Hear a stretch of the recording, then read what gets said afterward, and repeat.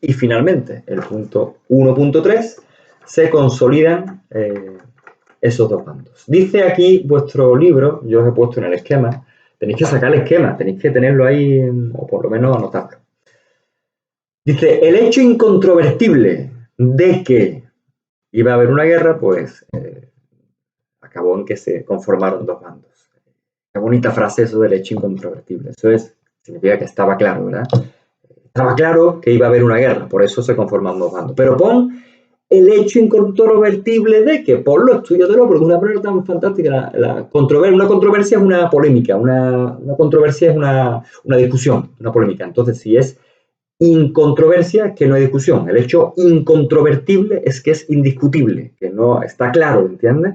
El hecho es incontrovertible. O sea, apréndete la palabra, porque es que eso en un examen de selectividad queda de maravilla. Y si pones la frase, te estudias esa estructura, el hecho incontrovertible, y te cae esto y lo pones aquí, o lo puedes utilizar en cualquier otro momento, cuando haya una situación histórica, algo que sea indudable, que no admita discusión, y tú pones, cuidado donde lo pones, no te metas en follo, no te metas en fregado si no estás muy seguro.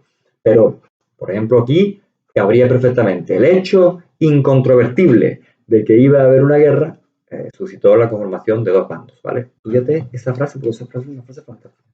Controversia incontrovertible. ¿Cuáles eran esos dos bandos? Pues yo los pongo aquí muy claro, los sublevados y los que eran fieles y leales a la República. Yo os pongo 3 puntos. ¿Quiénes eran? ¿Qué ideología tenían? ¿Y qué intenciones, qué objetivos, ¿no? buscaban? Entonces, en los sublevados, ¿quiénes eran los sublevados? ¿De qué se componía ese bando sublevado? Más allá de lo militar, tú pertenecías a un bando u a otro, aunque también en España ocurrió que si caías en Sevilla, pues tú, por muy republicano que fueras, te daban un fusil, te ponían un ejército, un uniforme del ejército militar nacional, y tenías que servir a Franco y al movimiento, al golpe de Estado. Y si eras muy de derechas, muy lo que tú quieras, y estabas en Madrid, pues ahí te daban un fusil y tenías que defender a la República, un poco donde caí los pueblos y por ahí en España. Donde caías un poco es lo que tenías que defender más allá de tu ideología. Pero en general el bando sublevado, ¿quiénes eran? Pues militares conservadores. Ojo que había militares republicanos que no estaban de acuerdo con el golpe de Estado. No siempre militar es sinónimo de golpista o fiel a Franco o fiel al golpe de Estado o a los nacionales. Había ejércitos, había militares que eran fieles a la República. Entonces, los sublevados eran militares conservadores, ¿vale? Monárquicos, grupos católicos, falangistas. ¿Te acuerdas José Antonio Primo de Rivera, que lo veíamos allí, el hijo de Miguel Primo de Rivera, de la dictadura, el del examen? Y tradicionalistas, carlistas, los de Carlos María Isidro, los de, bueno, pues esta gente que querían esa línea dinástica y tal. Gente, pues eso, todos en general, gente tradicionalista, gente de derechas. Todos, en general, los que se habían opuesto a las reformas de la República, ¿vale? Todos los que tenían privilegios con el sistema dinástico y monárquico, ¿vale? Esos eran. ¿Y qué ideología les unía? Pues que todos se sentían, se llamaban a sí mismos nacionales porque tenían un sentimiento de nación unida, de España unida, y todos eran católicos. Y esto no es ninguna tontería. Eso les unía, les hacía frente común, eso les unía. Aunque fueran cada uno militares por un lado, monárquicos, grupos católicos, falangistas, tradicionalistas, los carlistas, bueno, al final todos eran católicos y eso les hacía frente común, ¿entiendes? Eso les hacía estar muy unidos. Todos querían una España unida y eso les hacía estar mucho más unidos de lo que, por ejemplo, con el tiempo estuvo el bando republicano. Lo veremos también. ¿Qué intenciones tenían? Bueno, un poco cada uno la suya, pero todos al final querían acabar con la República. Los militares, restablecer el orden, ¿vale? Y después de recomponer el poder civil. Los falangistas, imponer un régimen fascista al italiano. ¿Te acuerdas de José Antonio Primo de Rivera en el vídeo que veíamos hablando en francés diciendo nosotros no copiamos a los fascismos italianos? Decía que no copiaba al fascismo italiano porque precisamente lo que él estaba haciendo era una copia prácticamente del fascismo italiano, los falangistas. Y los carlistas, que querían la instauración de esa línea dinástica de la monarquía carlista, ¿vale? Las intenciones, al final, lo que querían era que se acabara la república y que volvieran los privilegios de cada uno de ellos. Vale. Ese era el bando de los sublevados, ¿vale? Militares, monárquicos, grupos católicos, falangistas, tradicionalistas, nacionales y católicos. y católicos de ideología, y las intenciones eran pues estas que hemos dicho. ¿Y el otro bando cuál era? El otro bando eran los leales a la República. ¿Qué encontramos en los leales a la República? ¿Qué vamos a encontrar? Pues obreros por un tubo, obreros, empleados, campesinos sin tierra, la pequeña burguesía, todos clases populares, ¿vale? Toda la gente que había visto un poco la luz y había visto un poco bueno, pues que se miraban por sus derechos durante la República y que no estaban dispuestos a volver otra vez a un sistema autoritario, digamos.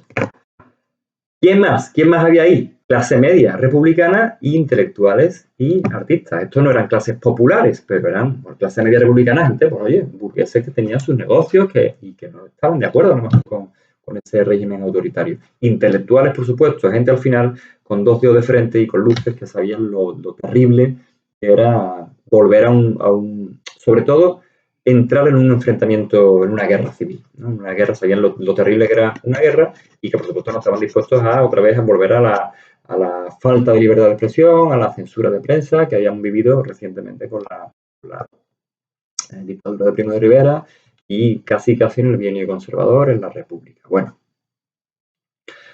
estos eran los que conformaban el bando leal a la República. ¿Qué ideología tenían? Pues socialista, comunista y anarcosindicalista. Siempre, en mayor o menor medida, afiliados o influidos por estas organizaciones, ¿vale?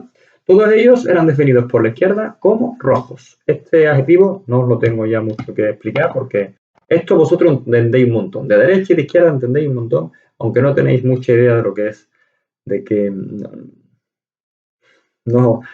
Es que está muy de moda ser de derecha ahora, yo lo compruebo. Y tened cuidado porque hay tantísimas cosas que os unen. A alguien que diga que vota a Vox y a alguien que diga que vota a Podemos, hay muchísimas más cosas que os unen. Nada más que hace falta un coronavirus para ver yo.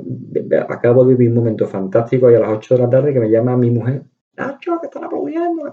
He salido al balcón. Yo vivo en una plaza grande y la gente aplaudiendo, tío. De repente ha pasado un coche de policía. Cuando la gente ya estaba dejando de aplaudir, pasa un coche de la Policía Nacional y la gente vuelve a aplaudir, pero como si no hubiera una cosa de pelos de punta. Un pequeño virus y te unes, el ser humano se une. Hay muchísimas más cosas que os unen que os separen. Así que no os metáis en follón ni en tonterías porque ni rojos, ni no rojos, ni... Total, a lo que voy. Que los nacionales, que se llamaban a sí mismos nacionales porque querían la unidad de España, llamaban al bando de izquierda, lo llamaban los rojos. ¿Por qué? Por la brigada roja, pulsa, etc.